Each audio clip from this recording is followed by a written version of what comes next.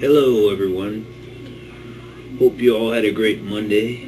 Being Monday, it's time for another episode of Spooky Places.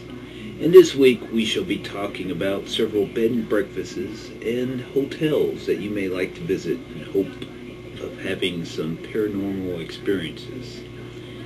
And we start with the Landmark Inn in Michigan. Around the time the hotel was first opened, 1930, on the shores of Lake Superior, a librarian in town fell in love with a sailor. He was to make one last journey before coming home to marry her, but the ship and crew never returned. The librarian is said to still haunt the Lilac Room, which has a view of Lake Superior. She is believed to be watching for her sailor's return.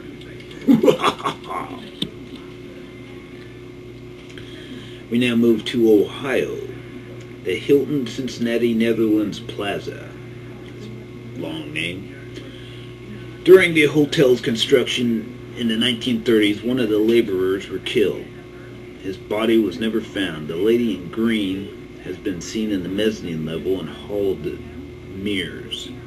It is believed that she is the widow of the construction worker who died, and her restless spirit seeks his body.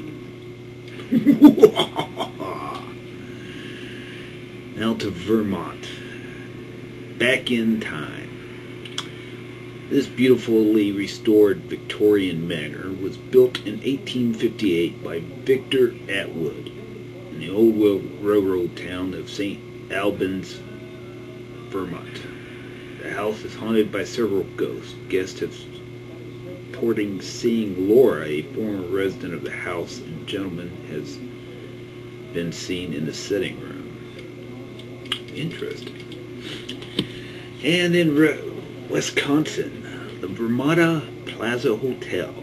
Employees have reported optional strange occurrences in the ballroom. The chandelier inexplicably shakes and sways. One employee who heard a noise late one night saw a couple dancing. They disappeared and he turned and left as fast as he could. The staff's code name for the ghosts who are responsible for strange happenings at the hotel is Walter, after the original owner of the hotel. And our last stop, Colorado, the Stanley Hotel. If you are a Stephen King fan, request room 217. It was in this room that King, inspired by the hotel, wrote half of The Shining. Room 418 seems to have the most ghostly activity reported. In fact, the entire fourth floor, formerly the servants' quarters, is quite active. Often the sound of children playing in the halls can be heard even when no children are present. And if you watch the show Ghost Hunters, the last two Halloween episodes, they've had the Stanley Hotel on there. And I think this year their Halloween episode will have the Stanley Hotel. So if you're ever in Colorado, visit the Stanley Hotel. Well, I hope you enjoyed Spooky Places this week, my friends. And may your night be a spooky delight.